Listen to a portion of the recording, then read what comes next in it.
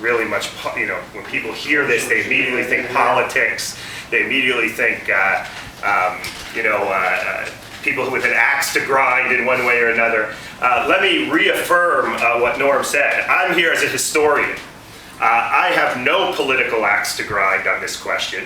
I don't necessarily have any religious agenda or anything like that. I come at this as a historian, and as a historian, I think I come at this question in a way that nobody else does. And because usually when you think about this question, was America founded as a Christian nation? It's normally, someone on the left or someone on the right saying yes or no, and they're using the past, they're using the history of the founding, the American founding, to try to prove some point in the present. So if you believe that America was founded as a Christian nation, or at least those people who do in our society today, what they tend to do is they tend to go into the past and they tend to find something there that's useful. We all want to find a past that's useful.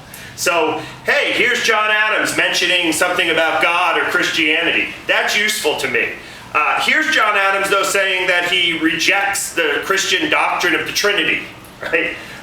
We're not going to put that in our book because that doesn't help us fulfill our present-day agenda. Same thing if you don't believe that America is founded as a Christian nation. You might focus on the fact that Thomas Jefferson wrote a Bible in which he cut all the supernatural parts out of the Gospels. If on the other side, you might say, well, Jefferson believed in God. So what I try to do is, the best I can, at least, and you can't be perfect on this, but the best I can, I don't really care about the political ramifications of the question. I want to go into the past as a historian, look at the past in all its fullness and complexity. The past is very, very messy at times. It doesn't fit into our sort of present-day categories. So I'm trying to go into the past and do the best I can to try to say, well, what did the founders believe about the relationship between religion and the American Revolution? And as Norm mentioned, John Murren actually gives a nice blurb on the back of the book there. As John Murren mentions, you can't understand the American Revolution without understanding, to some extent, religion. Now, that's not to say the American Revolution was all about religion, but religion did play an important part in it. And that's what I'm trying to figure out. So in some ways, the title of the book is a little misleading because it makes it sound like I'm going to answer that question yes or no, and thus I'll immediately be polarizing, depending on what your position is. And when I do radio interviews on this, that's usually the first thing that the host on the radio station asks me. Well, what's the answer? That's the title of your book. And I say, well, I don't give an answer. It's a historical primer. It's an introduction that sort of lays out the details. And hopefully when you read it, you'll make the decision for yourself. You'll say, okay, there's a lot of evidence on this side or on that side. So let me tell you a few things about, again, what I've concluded about the relationship between religion and the American Revolution. The first thing I think we need to be careful about when we think about that title of the book, Was America Founded as a Christian Nation, is how are we defining those terms? So often this is debated, this question, in sort of 2-minute sound bites on news television, cable news. You got one guy who says no, one guy who says yes. They got 2 minutes to yell at each other, and you don't really get anywhere in terms of the actual historical context. So how do you define those terms? For example, when you say America is a Christian nation, right? What do you mean by that? What did that mean in the 18th century? Does it mean that somehow the founding documents, like the Declaration of Independence and the Constitution, were Christian in nature? Does it mean that the majority of people living in America were Christian, thus making it a Christian nation? Or something else? Does the nation act in a Christian way? Which then raises the question, someone asked me this recently, can a Christian nation uphold the institution of slavery? For example, are those two contradictory terms, Christian nation and slavery? How do you define nation? When was America founded? Well, if you were to say, I was just talking to Norm about this before, if you were to say that America was founded when the Pilgrims came over on the Mayflower in 1620, then you would have to say, well, yeah, the Pilgrims were trying to, like it or not, the Pilgrims were trying to create a distinctly Christian society there in Plymouth Colony. So were the Puritans who came to Massachusetts Bay. Now, of course, if you go farther south and a little earlier, 1607, Jamestown, religion doesn't seem to have a whole lot to do with the colony. They were there to strike it rich and make money.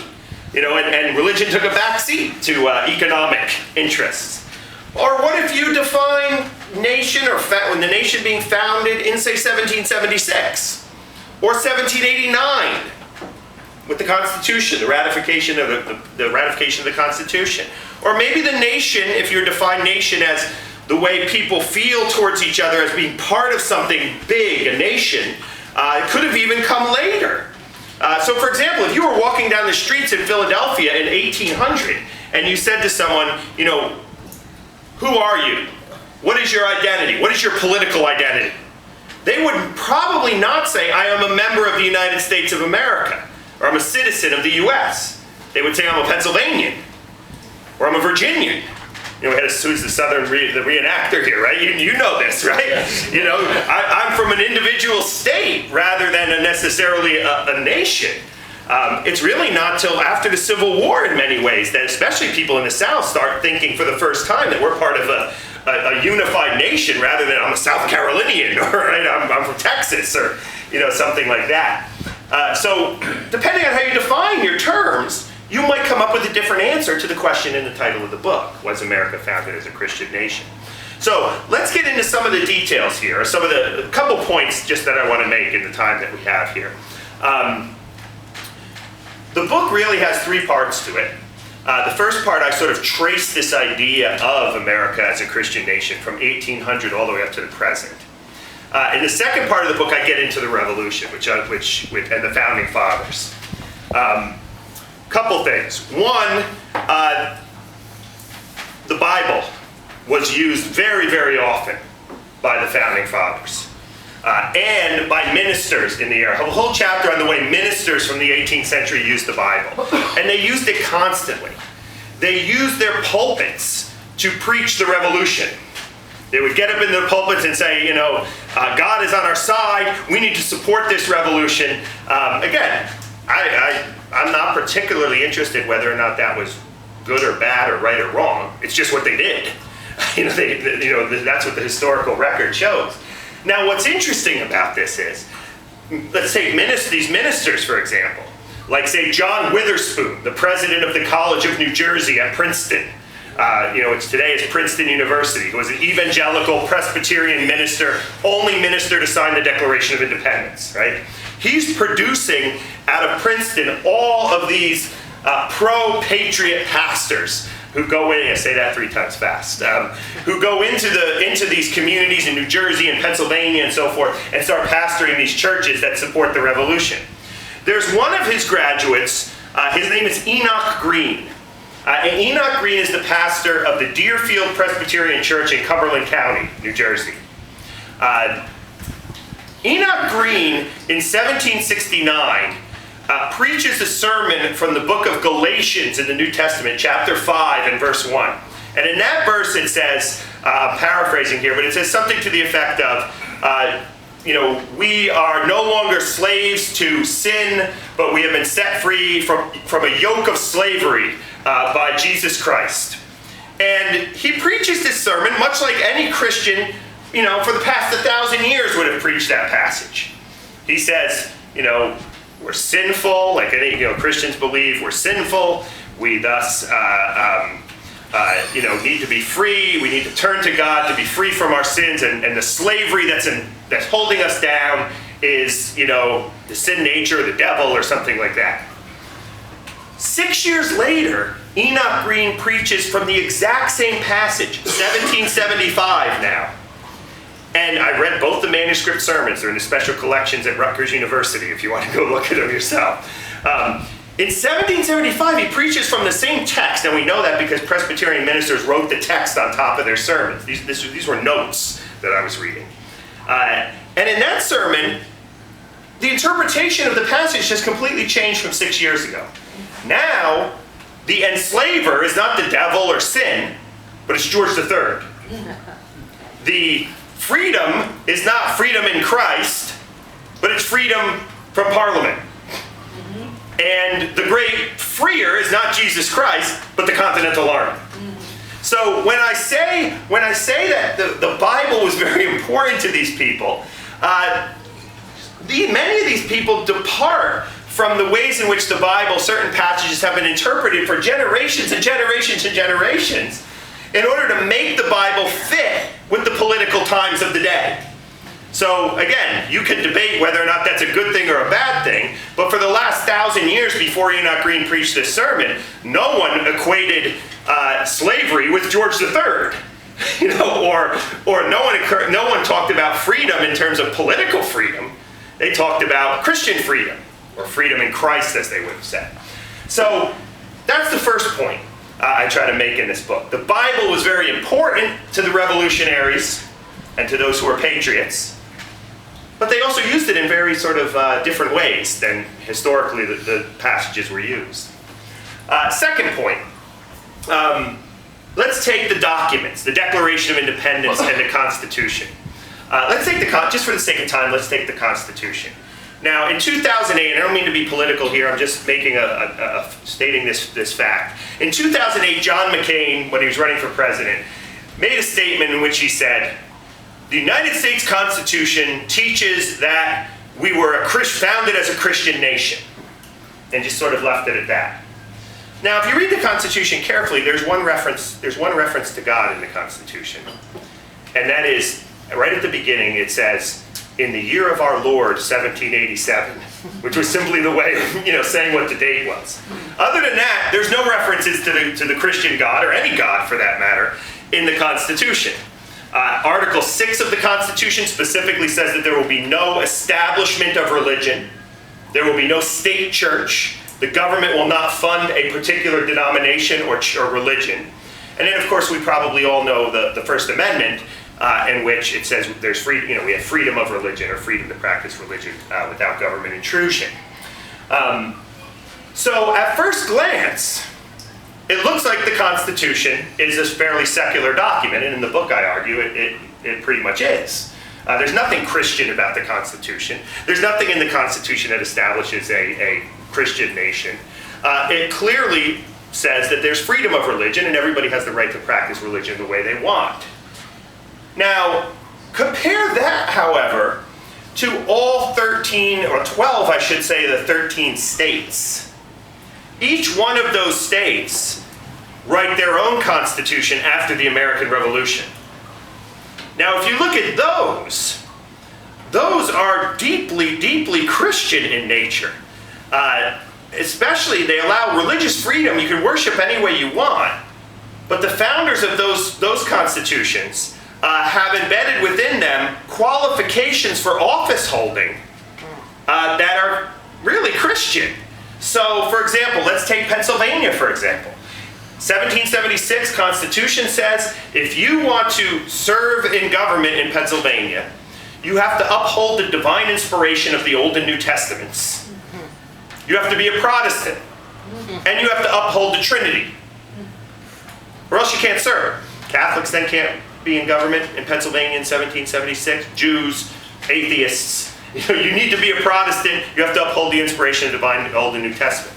My favorite one, and I say this as a historian, not any another way, because it's so interesting, the change over time. Vermont. Today we think of Vermont as this sort of bastion of kind of secular liberalism, first state to endorse gay marriage, Howard Dean, very small percentage of Christians in Vermont. If you look at their 1776 Constitution, now they don't become a state until 1791, but in 1776 they're an independent state. Same stuff. You have to uphold the divine inspiration of the Old and New Testament. You have to keep the Sabbath. How they check that, I don't know. With all these qualifications. The only one that doesn't have any qualifications is Virginia. And that's because Thomas Jefferson and James Madison fought very diligently against Patrick Henry. Patrick Henry wanted Virginia to be a Christian state and there be a Christian establishment. In other words, your tax money would go to support Christian ministers, whether you were a Christian or not. That's what a church establishment means. Patrick Henry wanted that. Jefferson and Madison said, no way. We want to keep religion completely separate and out of government. And they won. And what's really interesting, you know why they won? There are a bunch of Baptists in Virginia who believed that the separation of church and state was important because historically Baptists had always been persecuted by established churches. And they fought and said, we need to keep religion a private matter. Government should not be supporting of religion, because when government supports religion, like the Anglican Church did in Virginia, we're going to be the ones that are going to be persecuted, because we're not going to be the established church. So these strange bedfellows, Jefferson, who's largely a skeptic, not a Christian by sort of traditional definition of the term, in terms of his belief system, and all these sort of born-again Baptists unite together to create a colony in Virginia, a state now in Virginia, that has complete separation of church and state and no qualifications for office. You know, see what I mean by strange bedfellows here? They're fighting for the same purpose. And theologically, they're completely different. So Virginia is the only one. All the other 12 states have qualifications for office. So now, let's get back to the first question I asked. How do we define nation? Well, if we define it in terms of what the Constitution says, it's clearly not a Christian nation. There's nothing about that, nothing in the Constitution to support this idea. So if the nation's the Constitution, you would say no. If the nation is made up of the individual states, then it gets a lot more complicated. And in the 1780s, does anyone know what the government was in America for most of the 1780s? Articles of Confederation. Or Confederation. Yeah, the Articles of Confederation, which give all the power to the states and little power to the central government. So, you know, if you wanted to say the nation began in 1776, there is this period in which the states are calling the shots, and they all have these qualifications for office. So again, this is why when we take a modern question, was America founded as a Christian nation, and try to bring history to bear on that, we need to be careful. We need to do it in a nuanced way, because history is not that simple where we can just say yes or no to these questions. Final point I'll make, and then I'm sure there'll be multiple questions. Everywhere I go, people want to ask questions. You can attack me, you can support me, you can, I'll just, fire away here in a second. The last point I want to make is about the Founding Fathers and their religious beliefs. There is a certain sort of lack of logic sometimes from people when they say, if you're a Christian, then you must support a Christian nation. If you're not a Christian, then logically you're against the Christian nation. The example I just gave of the Baptists totally defeats that idea. These people were the most devout, sort of born-again, we call them born-again Christians today. And they did not want a Christian nation. So just because you believe in Christianity doesn't necessarily mean you want the nation to be Christian. But the Founding Fathers, I always tell this to my students, do not, when it comes to religion, do not say the Founding Fathers were all Christians, or the Founding Fathers were all deists, or they were something else. Because each individual Founding Father had a very different perspective on religion and its relationship to American society and government. So, for example, you have Benjamin Franklin and Thomas Jefferson, who were very, very skeptical of religion. Neither of them, we could say, were Christians. Although Jefferson claimed he was a Christian simply because he was born in the Anglican Church and baptized. But here's a guy who didn't believe in classic Christian doctrines. He didn't believe in the resurrection of Jesus Christ. He didn't believe in the Trinity. Didn't believe in the divine inspiration of the Bible or anything like that. Jefferson, Franklin, very much skeptical. They believed in God, but they didn't believe that God sort of incarnated himself in the world and died for the sins of the world, was rose on the third day, and so forth. There are no atheists, in other words, among the Founding Fathers. But very few of them, or I should say, some of them, were not necessarily Orthodox Christians either. George Washington, who we were talking about before, is very difficult to figure out. Here's a guy who was born in the Anglican Church, was a vestryman in his congregation, meaning he was one of the leaders of his church, but he never talked about religion, never wrote about it hardly in his works, in his writings. I think mentions the word Jesus Christ once in all of his writings. Remember, Washington is not a I think he'd be shocked to learn that we're sitting around here today in our culture talking about whether or not he was a Christian or not. Washington was a statesman. He was a military general. His job was to lead the Continental Army. His job was to help build a republic. And that's what he focused on. In his private writings, in his letters to people, in his public statements, he constantly talked, he rarely talked about sort of religion. Then I have a chapter in the book about those who were clearly Christians. John Jay, the first Supreme Court Justice, Sam Adams, John Witherspoon, who I mentioned, the president of the College of New Jersey. I could have added Patrick Henry to that group. So again, their beliefs are very diverse in that regard. What they all did believe, however, were two things, and then I'll stop. They all believed in something that was called, in the 18th century, providence. Providence was the belief that God was in control of the world and sometimes would be actively engaged in the world. Maybe God would even come in and perform a miracle every now and then because he was providential. They all believed in that, almost across the board. A great example of this is Ben Franklin. Someone before was mentioning about change over time, how people change their views, through time. If you read Benjamin Franklin's autobiography, he says at the beginning that he was reading these tracts written by deists. Now, for those of you who don't know, a deist is someone who believes that God created the world and then just let it go, let it run by natural laws, laws of science, laws of politics, and so on. Never intervenes, doesn't perform miracles, doesn't answer prayer or raise people from the dead or anything like that. When Franklin's a teenager, he's actually reading these deist tracts he talks about in his autobiography, and he's reading them to try to show that the deists were wrong. He's reading the enemy, so to speak. When he reads them, he comes completely convinced that the deists are actually right and Christianity's wrong. So he claims he's become a thoroughgoing deist. But then at the end of his life, he certainly never becomes a Christian, but he actually begins to see a God who's much more active. And let me give you an example of this. He's in his 70s, Franklin. He's at the Constitutional Convention. It's July 1787. It's hot. They have the window shut because they want to keep secret, and they're arguing. Now, some of you remember this from your civics class. They're arguing about representation in the House of Representatives. You have the Virginia plan, the New Jersey plan. Does anyone remember this stuff? The Connecticut Compromise. They're debating this. I'm not going to go into all the details about that. And things are getting very, very heated, both literally and figuratively. Of all people, Benjamin Franklin stands up and says, we need to call for prayer here. We need to pray to solve the differences. I say of all people because Franklin, again, has always been a very skeptical person when it comes to religion. And there's also a story that goes, well, he gives this proposal. The proposal's rejected by the members of the committee. There's a story that's probably not true, but it's worth telling. It's one like the cherry tree story. There's this story that Alexander Hamilton stood up and said, we must reject Franklin's proposal because the United States of America will not be reliant upon any foreign power. So we can't pray because that's appealing to a foreign power. I don't think that's true, but that's a story that was popular in the 19th century. Anyway, what's interesting about this, the reason why they reject the proposal, is not because they don't want prayer. They don't think prayer is a good idea. It's actually because they're so poor.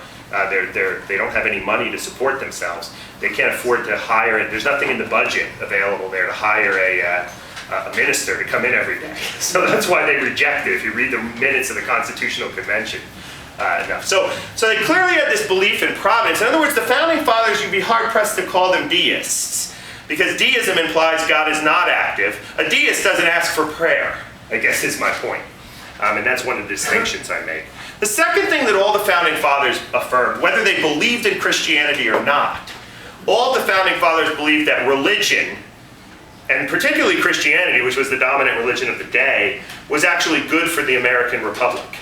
Because religion taught people how to be virtuous, taught people to think about things outside of their own interests and think of the common good. Now, how do they know this? Because they took History 101 in college. They studied republics. They studied the Roman Republic. They saw how people were so self-interested that the republic crumbled and degenerated into an empire in which nobody had, strong rights. They did not want that to happen to America, so they wanted a virtuous republic. They wanted to train people how to sacrifice their own interests for the good of the nation. And they thought, hey, the best people that can do this are religious people. because they know how to sacrifice their own interests for God or for something greater than themselves. So all of them believed that religion was important to the Republic and needed to be promoted in one way or another, whether it be through the government or whether it be through local churches or so forth. They encouraged religion to be, and that doesn't necessarily mean that they wanted to be a uniquely Christian nation. Benjamin Rush, for example, one of the signers of the Declaration of Independence, actually wrote this essay on religion and education. And he said, we need to teach religion in the public schools.